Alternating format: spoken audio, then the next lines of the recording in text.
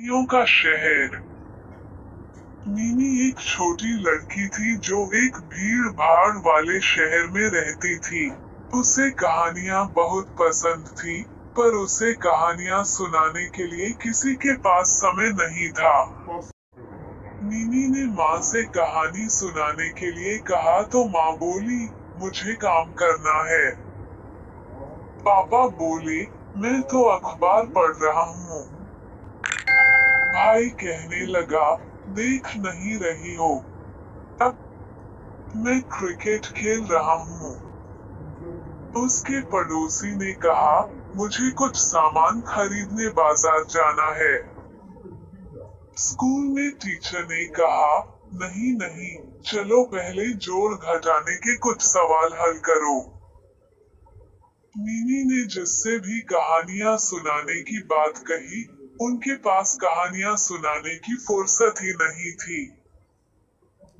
किसी के पास मीमी के लिए समय नहीं था। कहानियों के लिए तो बिल्कुल नहीं। एक दिन दीदी मीमी के स्कूल आई।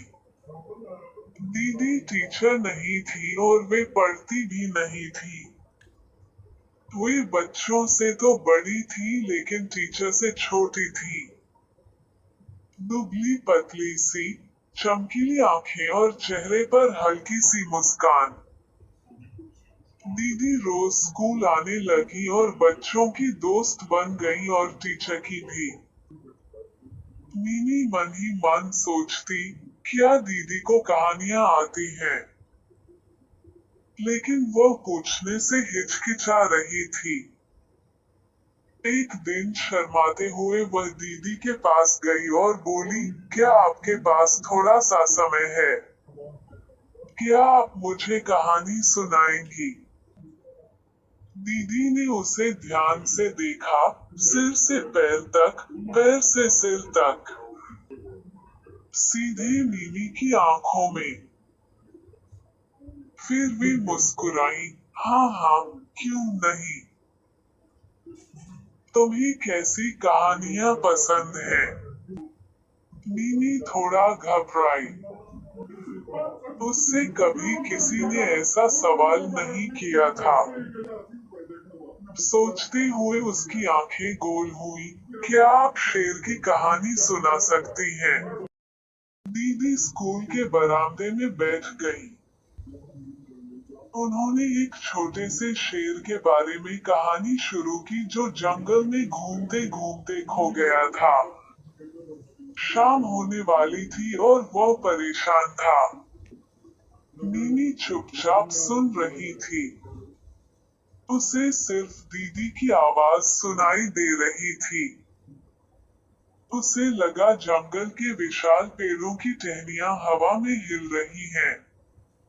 ऊंची ऊंची घास सरसरा रही है। नन्हे शेर के बाल मुलायम थे। मीमी के दोस्त आस पास खेल रहे थे। दीदी क्या कह रही हैं? वे भी कहानी सुनने लगे। थोड़ी ही देर में मीमी की पूरी कक्षा घेरा बनाकर खड़ी हो गई। वे भी मन लगाकर सुन रहे थे और कहानियों की जिद कर रहे थे। मीमी और उसके साथियों और स्कूल की टीचर को अब पता चला, दीदी बहुत सी कहानियां जानती हैं। बंदरों और चिड़ियों की, भयानक कुत्तों की, चालाक बिल्लियों की, मछलियों की, नदियों और गहरे समुद्रों की कहानियां। ऊंचे ऊंचे पहाड़ों, हरी भरी घाटियों की, रहस्य रोमांच की कहानियां। भूतों और राक्षसों की, राजाओं और सुंदर रानियों की कहानियां। बड़े बड़े शहरों और छोटे छोटे गांवों में रहने वाले बच्चों की कहानियां। जब डर लगे तब के लिए कहानियां। जब दुख हो तब आंसू पोंछने वाली कहानियां। ढेरों कहानियां ही कहानियां। हर रोज मीमी और उसके दोस्त दीदी के पास बैठ जाते और शुरू हो जाती कहानियां। दूसरे बच्चे भी आने लगे। स्कूल के टीचर आते, पास के स्कूल के बच्चे आते। जो बच्चे स्कूल में नहीं थे वे भी आने लगे। जिन बच्चों ने पढ़ना छोड़ दिया था वे भी आते। जो अभी बहुत छोटे थे और स्कूल जाने लायक नहीं थे वे भी आते। जिनको जगह मिल जाती वे बैठ जाते। कुछ खड़े खड़े ही कहानियां सुनते रहते। जो अभी जरा छोटे थे वे पेट के बल लेट जाते और कोहनियों के सहारे चेहरा टिकाकर चुपचाप सुनते रहते। कहानियां सुन सुनकर उन्हें पता चला एक दूसरे को कहानियां कैसे सुनाई जाती हैं। उन्होंने जाना कैसे कहानियां गढ़ी, कहानियां कैसे बुनी। उन्होंने जाना कैसे कहानियां गढ़ी, कहानियां कैसे बुनी। कहानियों को मिलाकर कैसे नई कहानियां बनाएं। नीले आसमान में जैसे पतंग उड़ाते हैं वैसे कल्पना की डोर पर कैसे कहानियां उड़ाएं। कुछ ही दिनों में पूरे शहर में कहानियां फैल गईं। माँ ने काम बंद किया और पापा ने अखबार। टीचरों ने गणित की किताबें रख दी और पड़ोसी ने खरीदारी नहीं की। बड़े भाइयों ने क्रिकेट खेलना बंद कर दिया। छोटी बहनें रस्सी कूदना भूल गईं। सभी कहानियां सुन रहे थे और सुना रहे थे। सब्जी वाले ने सब्जी बेचनी बंद कर दी। दूध वाले ने दूध देना बंद कर दिया। पान वाले ने अपना सारा पान सुपारी किनारे रख दिया। उन लोगों ने एक दूसरे को कहानियां सुनानी शुरू कर दी। बस ड्राइवर अपनी सीट पर से कूदकर आ गया और सुनने लगा। कंडक्टर अपना बैग, टिकट और पैसा बस में भूल आया। बस के सारे यात्रियों के साथ बैठकर उन्हें अपनी कहानियां सुनाने की ऐसी जल्दी मची थी।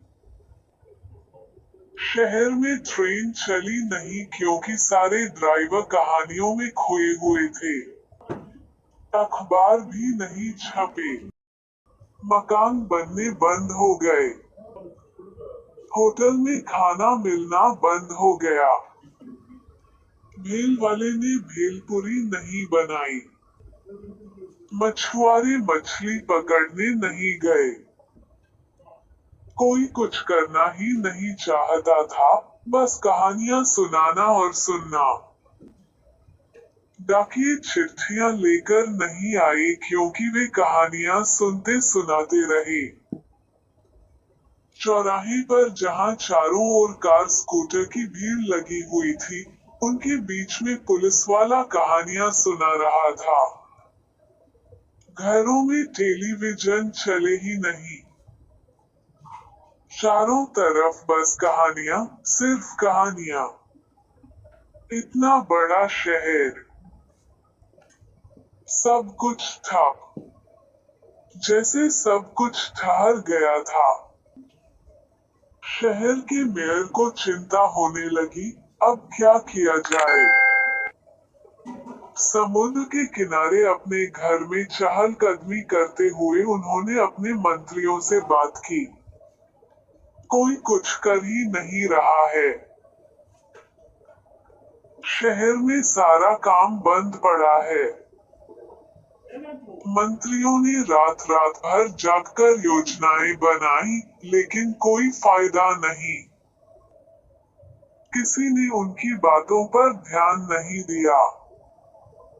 तब अंत में दीदी और मिमी को मेयर के निवास पर हाजिर होने का हुक्म मिला। मंत्रियों को बताया गया था कि इन दोनों की वजह से शहर में कहानियों की बाढ़ आई है, जिसमें सारा शहर गोते लगा रहा है। ऊंचे खंभों और ऊंची छत वाले उस विशाल कमरे में नन्ही नीनी और भी छोटी दिख रही थी। उसने दीदी का हाथ कसकर पकड़ लिया। भारी भरकम मंत्रियों के बीच घिरी हुई दीदी भी छोटी लग रही थी। कोई मुस्कुराया तक नहीं। सभी लोग उन दोनों को भावे सिकोड़े, गुस्से भरी आंखों से देख रहे थे। मेयर की रोबीली आवाज गूंजी, कहानियों ने तो नाक में दम कर रखा है। हमारा इतना बड़ा शहर ठप हो गया है। आखिर हम करें तो करें क्या? कमरे में सन्नाटा छा गया। खिड़की के बाहर हल्की सी आवाज तैर रही थी। वहां मेयर का माली उनके अंगरक्षकों को कहानी सुना रहा था। नीनी ने दीदी का हाथ और कसकर पकड़ लिया। दीदी ने बिना घबराए मेयर का सामना किया। उनकी आवाज साफ सुनाई दी, ठीक है। एक तरीका है।